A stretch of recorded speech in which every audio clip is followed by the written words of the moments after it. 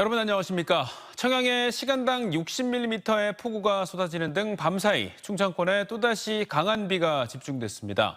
비바람에 떨어진 축사지붕 처마에 50대 남성이 맞아 숨지고 강풍에 쓰러진 나무가 전깃줄을 덮치면서 정전도 발생했습니다. 오늘 밤사이 최대 120mm의 비가 또 예보돼 있어 비 피해 없도록 주의하셔야겠습니다.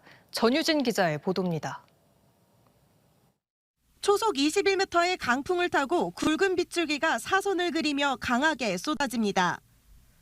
이어 한 남성이 축사 안으로 들어가자 샌드위치 판넬로 만든 지붕 처마가 갑자기 무너져 내립니다. 굉음 소리를 들은 소들도 놀라 뛰어다닙니다. 마을 이장인 57살 A씨가 지붕 처마에 맞아 쓰러진 건 어제 저녁 8시 30분쯤. 비바람 속에 소들이 잘 있는지 확인하러 나갔다 변을 당한 겁니다. 원래는 처마처럼 달려 있어야 할 지붕이 강한 바람에 힘을 잃고 주저앉았습니다. 숨진 A씨는 9시간 동안 방치됐다가 오늘 새벽 5시 30분쯤 마을 주민에 의해 발견됐습니다. 앞에 논 주인분이 발견해가지고 놀래가지고 이제 그 아들이 신고하고 그렇게 된 거예요. 그 아침에 와보니까 누워있고 경찰분들도. 어제 저녁부터 부요 104mm, 천안 95.7mm 등 충청권에 또다시 강한 비가 집중됐습니다. 특히 청양 정산면에는 1시간 동안 60mm의 비가 쏟아지면서 곳곳에서 피해가 잇따랐습니다. 대전 장태산 자연휴양림 부근에선 비바람에 쓰러진 나무가 전깃줄을 덮쳐 일대에 정전이 발생하는 등 대전, 세종, 충남에서 200여 건의 피해 신고가 접수됐습니다. 지난주 내린 폭우로 삶의 터전을 잃은 이재민들도 불안한 마음에 뜬 눈으로 밤을 지샜습니다. 어제 저녁에 비가 많이 와가지고 잠을 못 잤어요. 그랬는데 오늘 또 온다고 하니까 아주 걱정이 커요. 기상청은 오늘 밤부터 다시 비가 시작돼 세종과 충남 남부에는 시간당 30mm의 많은 비가 내릴 것으로 내다봤습니다. 특히 충남 북부를 중심으로 돌풍과 천둥, 번개를 동반한 강한 비가 내리겠다며 피해가 없도록 각별한 주의를 당부했습니다. TJB 전유진입니다. 이번 집중호우로 대전 지역에 비 피해가 이어지자 환경단체들이 대전시에 3대 하천 준설 효과가 없었다며 사업 중단을 촉구하고 나섰습니다.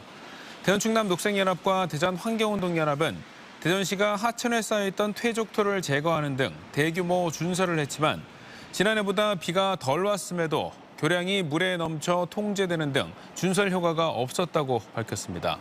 아울러 하천 흐름을 방해하는 징검다리와 보호 등이 홍수 피해를 가중시킨다며 예산만 낭비하는 준설 대신 횡단 구조물부터 철거할 것을 촉구했습니다.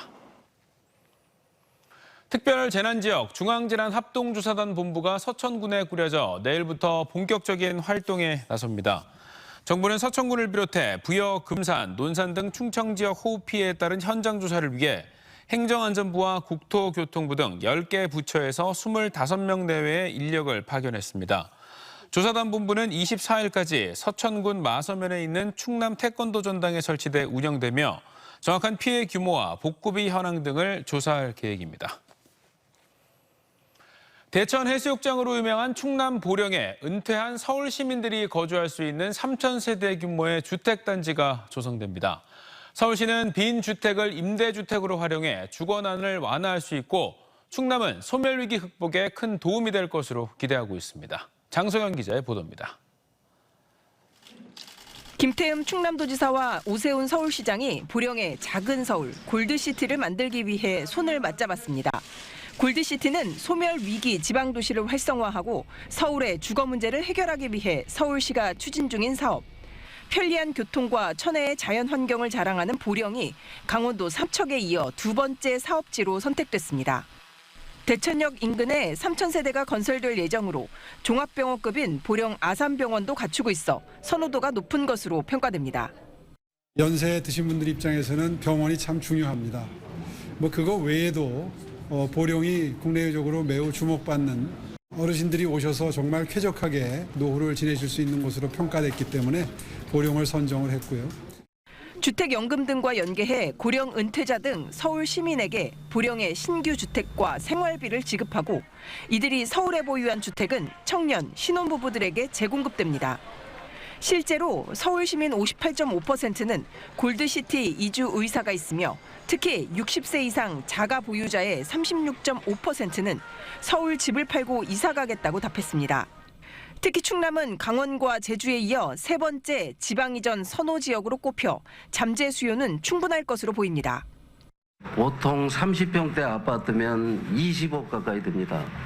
그 20억대 가까운 아파트를 이미 가지신 분들이 연금을 받으면서 지방에 내려오셔서 돌아가시기 직전까지 아주 건강하게 사시다가 충남도는 골드시티가 균형 발전의 단초가 될 것으로 기대하며 이주 지역의 교통과 관광, 휴양, 요양, 교육시설 등 인프라를 갖추는 데 힘쓰기로 했습니다.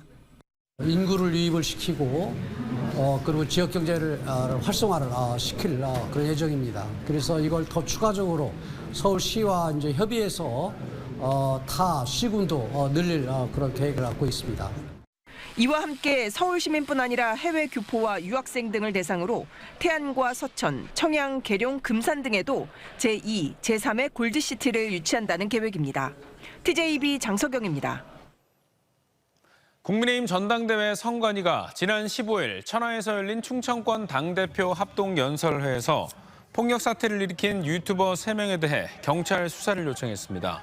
선관위는 이들의 행위로 인해 정당 이미지가 실추됐다는 점을 고려해 수사를 의뢰했다며 앞으로 열릴 전당대회 행사장 출입을 금지하는 한편 행사 방해 사건 수사 요청 공문을 천안 서북경찰서에 발송했다고 밝혔습니다. 긍열 유튜버들은 조회수를 올리기 위해 특정 정치인들을 지지하거나 반대하는 행위를 통해 후원금을 받고 있는 것으로 알려졌습니다. 대전에는 시민들이 직접 정책을 제안할 수 있는 정책 제안 플랫폼 대전 시소가 있는데요. 시민 참여가 가파르게 늘고 있지만 실제 정책 반영률을 살펴보니 고작 1% 수준에 불과했고 정책 반영 진행 상황도 제대로 파악되지 않고 있었습니다. 양정진 기자의 보도입니다. 시민들이 직접 정책 과정에 참여할 수 있도록 하기 위해 지난 2019년부터 운영되고 있는 대전시 정책 제안 플랫폼 대전시소. 그런데 얼마 전 그동안 대전시소에서 채택된 제안이 정책으로 반영된 현황이 궁금하다는 의견이 올라왔습니다. 시민들이 홈페이지에 제안한 정책들이 실제로 반영되고 있는지 알 방법이 없다는 겁니다. 그나마 홈페이지에 올라오던 채택 제안들의 사업 실행 계획도 지난 2020년 초부터 뚝 끊긴 상태입니다.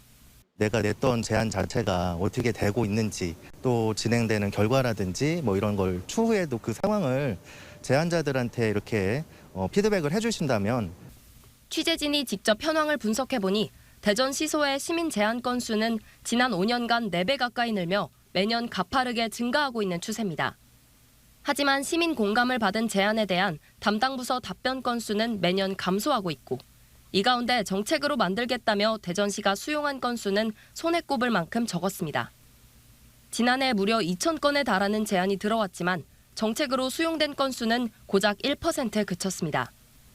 더 큰 문제는 수용하겠다고 답변한 정책들의 진행 상황을 시조차 제대로 파악하지 못하고 있다는 점입니다. 제안을 하는데 반영이 안 되거나 변화가 없으면 주민들의 피로도가 오히려 또 증가할 수 있을 것 같고요. 6년 동안 운영되면서 한 차례에 좀 제대로 된 분석 보고서조차 없는 것은 매우 아쉬운 부분입니다. 대전시는 수용된 제안들은 각 부서로 옮겨지는 만큼 실행 여부를 일일이 파악하지 못했다고 설명했습니다. 하지만 취재가 시작되자 각 부서에 공문을 보내 진행 상황을 파악한 뒤 실행된 정책들은 다시 홈페이지에 게시하는 방향을 검토하겠다고 덧붙였습니다. TJB 양정진입니다. 대전 지역이 인구 대비 전세 사기 피해자가 가장 많은 곳으로 집계됐습니다. 박정현 더불어민주당 의원이 경찰청에게 받은 지난 2022년 7월부터 지난달 1일까지의 전세 사기 수사 자료에 따르면 인구 10만 명당 피해자 수는 대전이 99.7명으로 전국에서 가장 많았고 부산 66.8명, 인천 45.8명, 서울 44명 순이었습니다. 지역별 피해액을 따지면 서울이 8,202억 원으로 가장 많았고 경기와 부산, 인천에 이어 지역 피해액이 1,489억 원인 대전이 5번째로 많았습니다. 대전의 대표 빵집 성심당의 망고시루 케이크가 곧 단종된다는 소식에 구매 경쟁이 치열해지고 있습니다. 이른 아침부터 케이크를 사기 위해 긴 줄이 이어지는가 하면 중고거래 사이트에선 웃돈을 주고 재판매까지 이루어지고 있습니다. 김철진 기자의 보도입니다. 이른 아침부터 30여 명의 사람들이 길게 줄을 서 있습니다. 성심당의 망고시루 케이크를 사기 위해 오픈 한두 시간 전부터 대기하고 있는 겁니다. 몇 시에 오시게 된 건가요? 한 7시 50분쯤 여기 도착한 것 같아요. 이 줄 예상하셨어요? 이거보다 좀 적을 줄 알았는데 첫 시간이라 근데 좀 많아가지고 좀 놀랐습니다. 지난 4월 출시한 망고시루는 4만 원대 가격에 과일이 듬뿍 들어간 가성비 케이크로 전국적인 인기몰이를 하고 있습니다. 그런데 이달 중순 단종된다는 소식이 전해지자 구매 경쟁이 더 치열해졌습니다.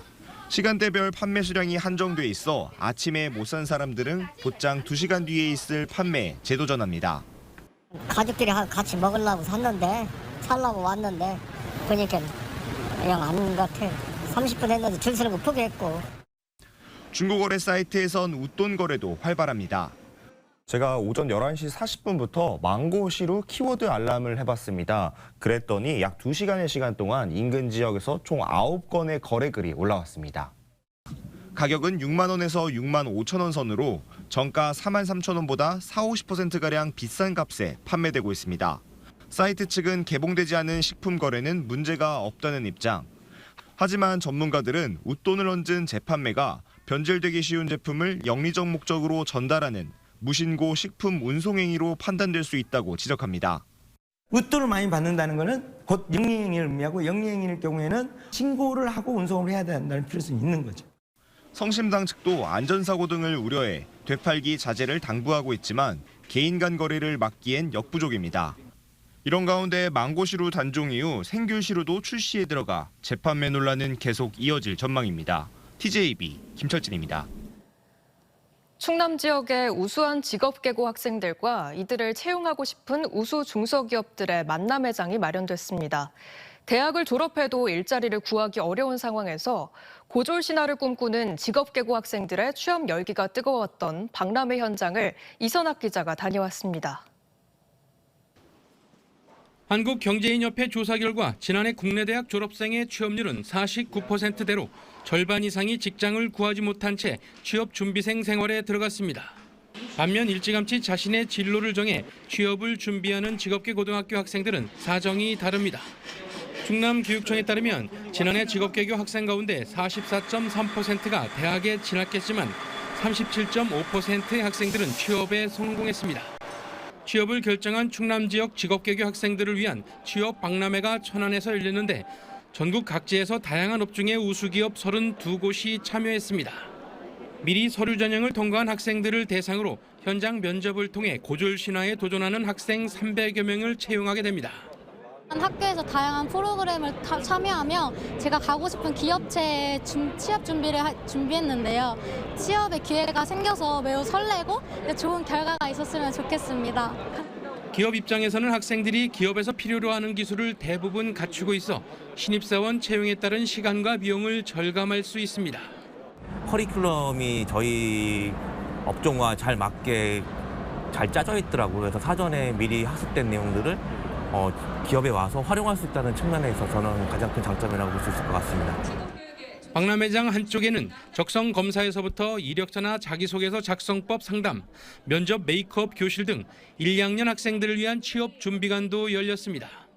교육청은 AI 등 첨단 기술 발전으로 산업 구조가 바뀌고 취업 시장도 변화하는 만큼 기업들이 요구하는 맞춤형 인재 양성에 주력할 계획입니다. 신산업의 출현에 따라서 기업 맞춤형 교육을 하기 위해서 학교에서 준비하고 있고 또 그에 따라서 직업계 고등학교의 재구조화, 즉 학과 개편 등을 발빠르게 전개하고 있습니다. 특히 천안여상이나 충남기계공고처럼 지자체와 교육청, 기업 학교가 연합체를 구성해 지역에 필요한 인재를 양성하는 협약형 특성화고도 확대해 나갈 계획입니다. TJB 이선학입니다. 서울 서희초 사건 1주기를 맞아 대전, 세종, 충남 지역에서도 다양한 추모 행사가 열립니다.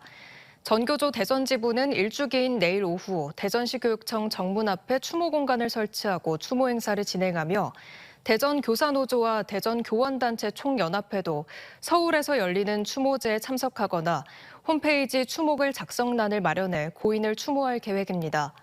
전교조 세종지부 등 세종교원단체들도 세종시 교육청 로비에 추모 공간을 설치했으며 충남교육청은 내일 교육청 안뜰락에서 추모 행사를 열고 충남교총도 경주교대에서 순직 일주기 추모식을 진행합니다. 민족 역사상 가장 위대한 화가로 꼽히는 안견의 고뇌와 열정을 주제로 TJB 최윤호 PD가 연출한 TJB 창사 29주년 특집 드라마 다큐 안견 신의 경지에 든 화가가 방송통신심의위원회가 선정하는 5월의 좋은 프로그램 지역방송 부문을 수상했습니다. 위원회는 실록과 일부 역사적 기록물 등을 바탕으로 당시 시대 상황과 역사적 사실들을 결부시켜 예술가 안견의 고뇌와 예술혼을 드라마 기법으로 흥미롭게 묘사한 점을 높이 평가했습니다. 충남경찰청이 논산 순국경찰관 합동묘역에서 6.25 전쟁 당시 논산 강경 지역을 사수하다가 전사한 경찰관 83명의 희생을 기리는 추도식을 열었습니다. 1950년 7월 16일부터 사흘 동안 치러진 강경 전투는 남하하는 북한 육사단을 상대로 220명 규모의 경찰 한 개 중대가 장시간 저지해 후방 국군 방어선 구축에 중요한 역할을 한 전투로 평가받습니다. 오늘 오전 5시 12분쯤 세종시 장군면에 있는 김종서 장군 묘소 제실에서 불이 나 20분 만에 꺼졌습니다. 이 불로 인명피해는 없었지만 기와 지붕 4제곱미터가 수실되고 제실 일부가 불에 그을렸습니다. 소방당국은 정기적 요인으로 불이 시작된 것으로 보고 정확한 화재 원인을 조사하고 있습니다. 오늘 오전 11시 12분쯤 예산군 당진 대전고속도로 고덕나들목 인근에서 대형 트레일러 차량이 앞서가던 25톤 화물차를 들이받았습니다. 이 사고로 트레일러 운전자와 화물차 운전자가 경상을 입었고 사고 수습 여파로 일대 교통이 4시간가량 정체를 빚었습니다. 경찰은 50대 남성 트레일러 운전자의 졸음운전으로 인한 사고로 보고 정확한 사고 경위를 조사하고 있습니다.